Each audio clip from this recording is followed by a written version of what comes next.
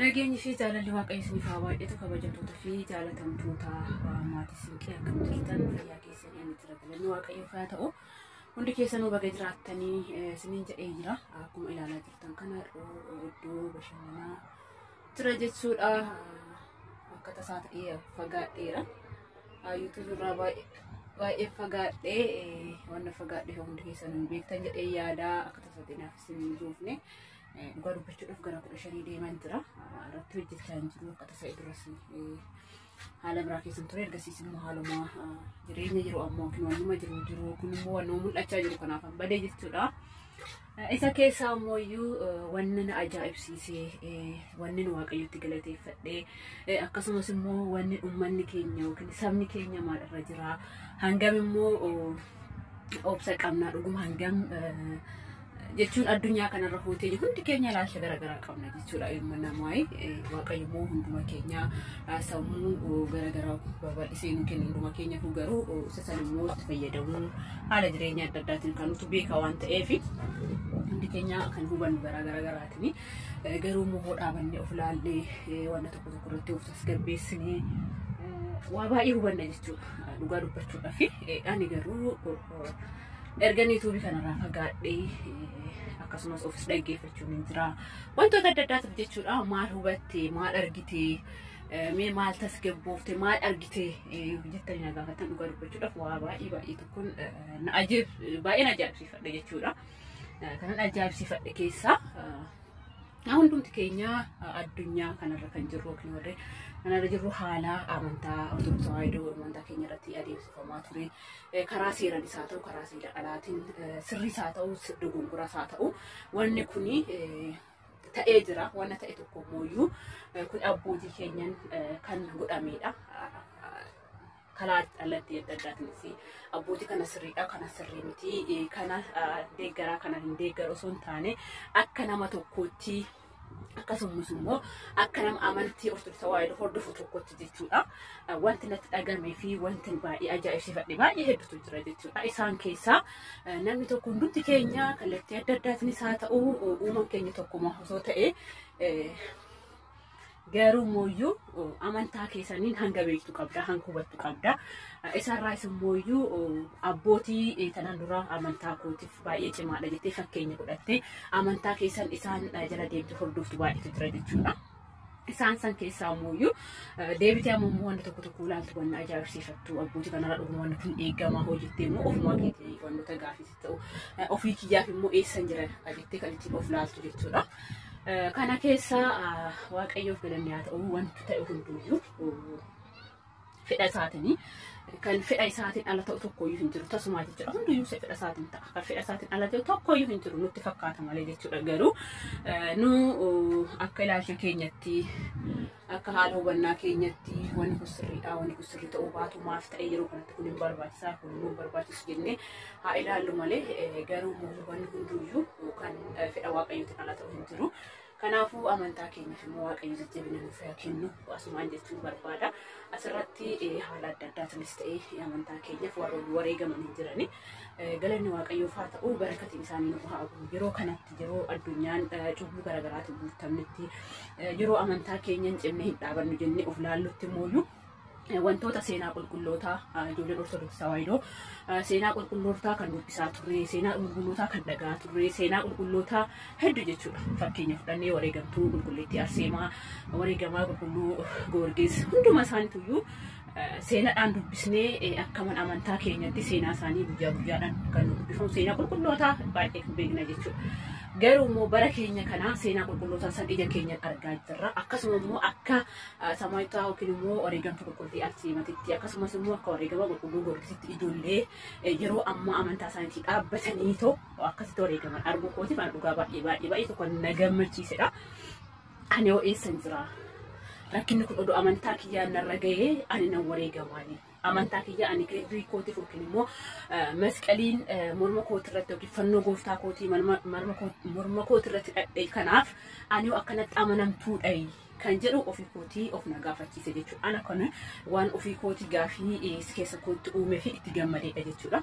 Ana osoo ta'ee wanta kana nan godha. Ana osoo ta'ee immoo akkatti nan dhaabadha. Amantaa kootiin akkatti dhaabadheetoo nancimaa kanan jedhee itti of gaafadhee fi hedduu kanatti gammadee dhuguma amantaa keenya kan amantaa ofii akka tanaan dura wareegamtoota tana hedduu seenaa isaanii dubbisaa turreetitti dhaabatanii cimanii jiran barri wareegamtoota ammas nu keessattis obboloota akkasii hin qabna abboota akkasii hin qabna jedhee baay'ee tokko kan na gammachiisedha.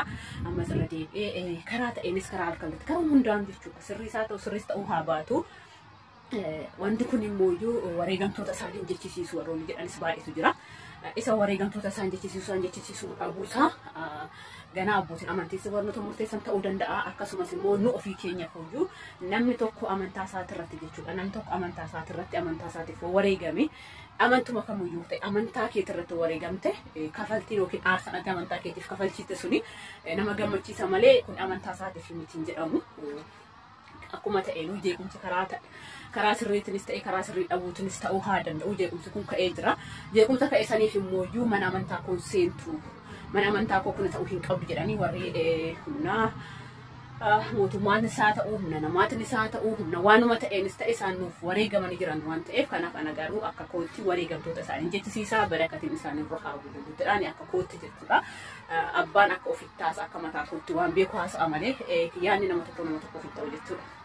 Asirratti immoo achumatti kanan baay'ee tokko na ajaa'ibsiifachuu fi raajii natti ta'eetoo eessa jira jedhee of na gaafachiise immoo maal akka isinittan kan na ajaa'ibsiise jechuudha.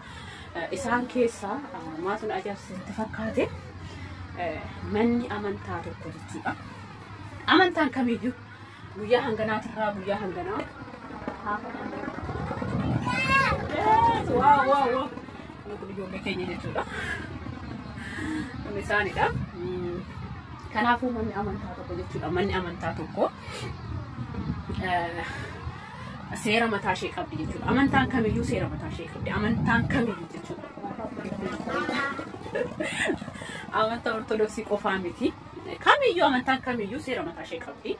Seera mataa san keessaa immoo amantaan ortodoksii amantaan koo jechuudha. Kanan amantu seera mataa ishee kan ishee danda'e kan qabdudha jechuudha. Sasan immoo wanni kun ta'uu hin qabu. Bakka wanni kun ta'uu hin qabu jettee erga wanna san dabarsitee itti amantee fudhattee itti amantuu fudhachuu dhabuu keetiif suni rakkina keenya malee rakkina mana amantichaati miti.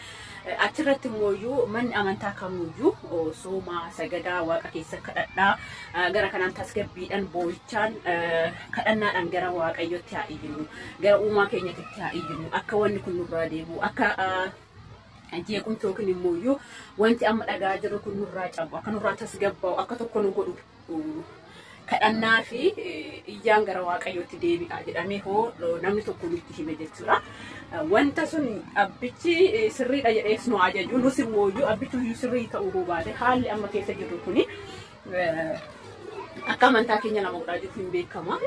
Karaa ta'eenis haa ta'u lakki afaan oromootis hin baranna afaan oromootiin hin barannu mitoofontaan afaan keenyan hin baranna garuu sirriis haa ta'u sirrii dhabas haa ta'u abbootiin keenya kan nu ajajan jechuudha. Ani kan dhagayeesi kanan beekusi kan nu ajajanii sooma sagadaa kadhadhaa waaqa keessanitti bu'aa gara mana amantaa keessanii koottaa jedhan malee waraana qabadhaa lola ka'aa lolaaf ba'aa jedhanii waraana tokko yookiin immoo humna waraanaa tokko fudhaatii ba'aa yookiin albee ta'aa yookiin waan tokko ta'aa yookiin duubee waan qabdanii waan mana kee qabdu ulee si dhakaa si cuubee si fudhuutii ba'i jedhanii abbootiin keenya nun ajajani tasumaa jechuudha. Ani kanan arge wanna ajajamne san irratti soomaa sagadaa mana amantaatti dhiyaadha kan jedhame san irratti humni adda addaatiin obboloonni keenya lubbuun isaanii darbuun hedduu kan ajaa'ibsu hedduu kan itti gadde jechuudha. Hedduu baay'ee kan ajaa'ibsiifadha jechuudha. Iddoon kun oduma naasa'u baay'ee kan bareedu dhalaaladha. Ganaadha bishaan bittinnaa hin jiru booda garuu hedduu bareedaa musulmaatu mijjistani.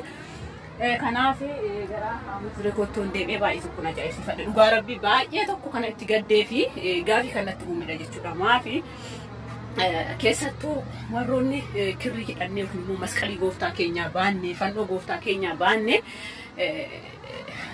kuni ta'uu hin qabu maaliif soomni ajajamaa maaliif gara waaqayyoo koottaa jedhanii maaliif kadhadhaa jedhanii jettanii warroonni baay'een hin jirtu jechuudha. Kanaaf garuu gaafii natti uumtan.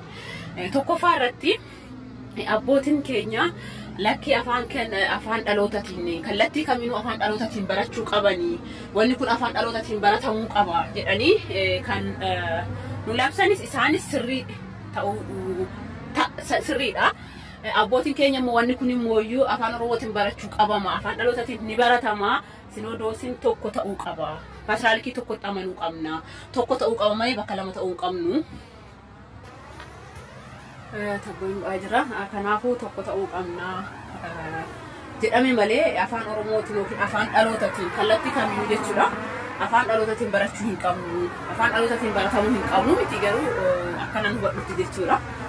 Kanaafi wanna kana yaada keenya kana tokko kan godhu, wanna kana kan nu tasgabbeessu, wanna kana nagaa kan nu buusu, wanna kana tokko kan nu godhu isa afuurri qulqulluun akka wanna sirrii san nu ibsu kadhaadhaan boo'ichaan gara Waaqayyootti yoo deebine rakkina maal qabaadha jechuun maaf ta'ee soomnis kadhannaanis geessanitti ta'uu hin qabu akkamitti ta'a maaliif kana godhaa jettanii jedhamee warreen dheekkamaa turan isa hedduudha baay'ee argaa jirre hedduu dheekkamaa ture obboleeta keenya dheekkaman kan jedhaman raayis kan eeggamne jennee kan yaannus dheekkamaa turanii warroonni miidiyaa gurguddaatis warroonni amantaadhaan iddoo guddaa qabnuufis jechuun ani maafan akkas jedhe isinitti fakkaate tokkoffaa irratti isaan sirrii mitanii afaan keenya barachuu qabnu miti afaan keenya barachuu qabna dhugaadha afaan dhalootatiin namni kamuu amantaa ofii barate baay'ee tokko ifa ta'aafi jeema malee miidhaa hin qabu jechuudha garuu immoo wanni kun eega ta'e karaa isa kamtu sirriidha afuurri qulqulluun akka nuuf ibsu haasoomnu haasagannu waaqa keenyatti haa boonyu wanni kun sirrii miti jedhamee manni amantaa keenya kan akkas jedhamee manni kee amantaa keenya kan nu tare jechuudha sirrii isaa ta'u sirrii dhabuu isaa ta'u namni tokko boo'ichaan kadhaadhaan gara waaqa ofiitti hoo dhiyaate kamtu sirriidha yaa Rabbi laphee qulqulluudhaan wanna kana naaf ibsi amantaa koo ifa naa godhi isa kan wajjinan dhaabadha isa kamtu akka sirrii ta'e isitu beeka waan ta'eef isa karaa dhugaa san naa ibsi jedhee abbichi sun kadhannaa hoo godhe wanni sun mana amantaa ofiitti deemamee kadhannaa hoo godhe ani garuu miidhadha jedhee tasumaayyuu fudhadhu namni yeroo hundaa boochaa fi sagadaan xoomidhaan gara uumaa ofiitti boo'u karaan isaa ifa ta'a malee dukkana hin ta'u tasuma akka amantaa kootitti akkan baradhetti akkan beeketti jechuudha. Kanaafuu waan hundaafuu Waaqayyo galataa argatu waan hunduu taree jira waan taree hin jiru taroon isiniin jedhee waan hunduu karaa qabatee kun immooyyuu wanni tokko murtaa'e osoo hin taane haalli dura jiru sunii fi haalli amma jiru garaagarummaa guddaa qaba jechuudha hunduu tasgabbaa'ee jira waan ta'eef Waaqayyo immoo akka nagaa godhu akka wanna hunda sirreessee waan gara tokkotti deemnee Waaqayyo keenya galateeffannu abdii Waaqayyo irraa qaba. Afaan dhalootaa keenya ni barannaa gaafii kun isa gaafii hedduu tureedha baay'ee kan ture dhugaa dubbachuudha fi anu ergan waggaa biyyaa ba'ee waggaa hedduu lakkoofsee jira. Gaafii kana yeroo ani kolleejjii ganaareef kolleejjii keessa barattuu gara kutaa 10 ta'ee gaafii kun kanan dhageeyyan kan gaafatame akka barattuu kolleejjii tokkootitti kolleejjii keessatti gaafii kana ijoolleen kolleejjota kan barumsaa walitti qabamne gaafatanii turanii kanaafuu gaafiin kun hin deebi'a barattan afaan keessan hin jedhame gaafii sun kan ka'e turee jira jechuudha gaafiin kun hedduu waggoota hedduu kan lakkoofsee gaafiin kun gaafii waggoota keenya hedduu kan lakkoofsan immooyyuu waggoota hedduun obsaan turree waggoota dheeraa obsaan eeggannee guyyaa muraasaaf waliigaltee abbootiin keenya dhabanii waliigaltee dhumuu dhabuudhaan immoo dhiigni qulqullootaa dhiigni fakkeenya ofiitiin Waaqayyo uume lubbuun nama tokko immoo ba'uu hin qabu. Kuni ana ofii kootiif gadda guddaadha jechuudha. Kanaaf namni tokko tokko immoo gizee akkasii sanuu akkana hin taane akkamitti akkatti uffataa jedhama akkana ta'a jechuun manni amantaa fi lubbuun kun mana amantaa keessatti yeroo sammaaf hin taane dhugaa dubbachuudhaaf jechuudha. Akka nama tokkootti yeroo dhani baay'ee uummata keenyatti gaddeelee jira yeroo uummanni Amaaraa kun Amaaraa kiliif Tigraay akkasii uumusan namni tokkotti fi lafiitti ba'ee keessattuu namoota muraasa malee aktiivota Oromoo kan ta'anii maalii kan ta'an fi lafiitti ba'ee haasa'ee nagaa ta'an jechuudha. Amma gizee san awwajamne gizee san maaqii uffadhaan jenne gizee san gurraacha uffadhaan jenne amma maaf gurraacha uffannaa maaf kana boonaa kan gizee sanii kan taree jira. Amantaan tokko immoo kan taree boo'ee osoo hin taane kan sitti dhufu kan fi lafiitti jiru saniif immoo amantaa keetiin cimtee dhaabattee kan taree lubbuu taree hin deebisu. Kan warra dhufu immoo kan warra harkaa qabnu immoo baasuu hin qabu. Isaan hin deebisna warra kanaan dura taasisan hin deebisu garuu odoo tasgabbiin jiraate waan hundoo sirraa jiraate kan ammaa kun hin ga'u jechuudha.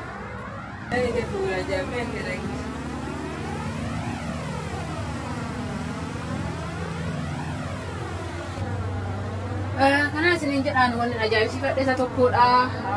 Maaf akka ta'e hundumuu eeyyama isaati waan ta'eef galanni isaa eeyyama isaa biyya keenya jaalala tokkummaa nagaan waan buusu keessattuu amantii keenyaaf tasgabbaa'inna yeroo tokko yeroo hunda yoo jeequmsi uumame yeroo hunda amantaa keenya wanni tokko filafiitti fuuldura keessanoo ta'u jechuudha. Gaafis uuman gaafsan immoo deebisuudhaaf ofii keessanii waan isaanii keessa seentanii abbootiin amantaa warroonni adda addaa wanni naayittiin hin eegamne warri waliin jedhamus baay'eetu jira. Isaan irraa immoo abbootii keenya nu fakkeenya godhamu san irraa kun akkamtu barbaadu kan jennu baay'eetu jira. Kanaaf hundumaafuu namni tokko amantaa ofii beekee yoo dhaabate isaafis faayidaadha. Ofiis fayyadaa dhaabuu mootummaa isaanis hin ta'a waaqayyo sun argata. Dineen jedha hundumti keenya nama amantaa keenya cimee dhaabatu rabbumaa taasisu. Jabaadha hunduu gurguruu mudhii kawanaa godhaan isiniin jedha warroonni yeroo kana jechuudha yeroo keessatti immoo weetii dhugaa dubbachuudhaaf torbee baay'ee ajaa'ibaadha jechuudha kan dabarfame nama kadhannaadhaan suuman gara waaqayyootti deebi'etti waa baay'ee kan hubadheedhaan dhugaa dubbachuudhaaf isa qulqulleechuuf sooman sagadaadhaan gara waaqayyoo deebi'ee waaqayyoodhaan murtee osoo hin taane jechuun bakka waa baay'een irraa hubadhan gara kootu jechuudha. Warroonni karaa adda kallattii adda addaatiin waa baay'ee dabarsaa turanis baay'eetu jira. Isaan soolaatti hooyyuu kan si bohaarsus kan si dhaasus kan si gaddisiisus hedduu argita waan ta'eef yeroo tokko sammuu keenyatti deebinee of dhaggeeffachuun wanni kun maaf ta'e jennee of gaafachuun dhuguu barannee baay'ee bareedaadha jedha. Kaam koozii isiniin jedhaa viidiyoo biraatti nagootti deemtu nagaannaa tura waaqayyo amantaa keenyaaf ciminaa. Karaa dogongoraatirraa immoo akka nu deebisu immoo fedhasaaf eeyyama isaa nu haa ta'u tokko nu haa taasisu yoo uumaa isaanin amantaadhaan namni dhaabateef tokko yoo taane bakka guddaa geenya waan ta'eef gaafiin afaan ni hin barannaan akkuma jirutu ta'ee kaan immooyyuu haala maqaasan baasa dhaawatutti deemee waan nu sirreeffaa waan ta'eef sinodoosiin tokko paatirikiin tokkoon hafuura qulqulluu dhuluu addaan hin cittin kan kinatiin hawaariyaatirraa kennamaa dhufe hundumtuu biyyi garaagaraa hoolaan dhufan jechuudha. Abbeetti beeksisaan yookiin warroonni abiidhaaf faanaa deemu jechuudha suuraa wayidooni. Kahaanii jechuudha yookiin akka hawaariyaatti akka paatiraalikititti hawaariyaatirraa jechuudha. Hawaariyaarraa yookiin duka gooftaatirraa fudhannee inni sun akka hafuurri qulqulluun addaan nu harkaa hin cillee akka hafuurri qulqulluun nurraa hin fagaanne tokko taanee cimnee hoo deemnedha wanni hunduu kan ta'u. Kanaaf waaqayyoo hunduma keenya biyya keenya nagaan haa ta'u amantaa keenya nu haa tiksu jaalala tokkummaa nu haa kennu nagaan naa jiraadhaan isiniin jedhaa viidiyoon immoo itti fufaa daawwadha. Iddoon hafuuraaf nukkatti baay'ee bareedaa daawwadha. Korkokaan kun kanatti iddoo bareedu qabdi koota gomnyaan isiniin jedha. Baay'ee iddoo bareedaadha. Baay'ee namatti tola. Bashannanaaf warri barbaadan koottaa ilaalaa.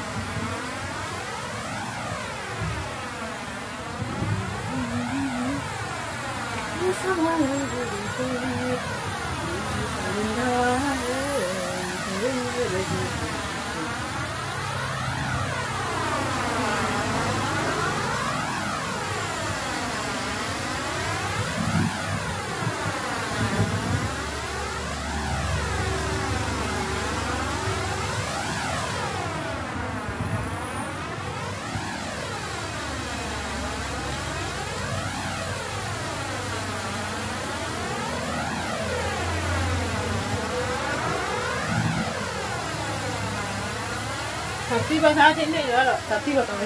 Xiqqaarraa gara guddaatti deema. Fakkeenya baay'eedha jechuudha. Hanga guddaan lama wal bakkeetu jira lamaan sunii wal bakka tartiibaan deeman bareeda waan ta'an jechuudha. Kanaafuu jabaadhaa galgala gaarii isin yaa ta'u walgumtu warraas fakkaata kamana la video tokko raawwata galmeessi. Nagaan naaf bye bye.